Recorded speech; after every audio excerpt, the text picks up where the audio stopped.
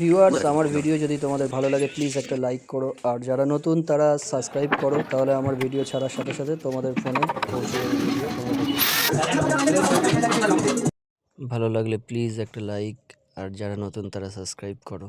এই হচ্ছে আমাদের ভবদা, আমাদের হালিশহর মহাবীর ক্লাসিক জিমের অনার।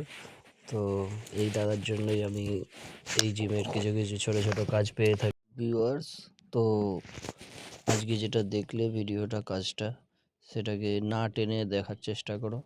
দেখা হচ্ছে পরের ভিডিওতে। টাটা।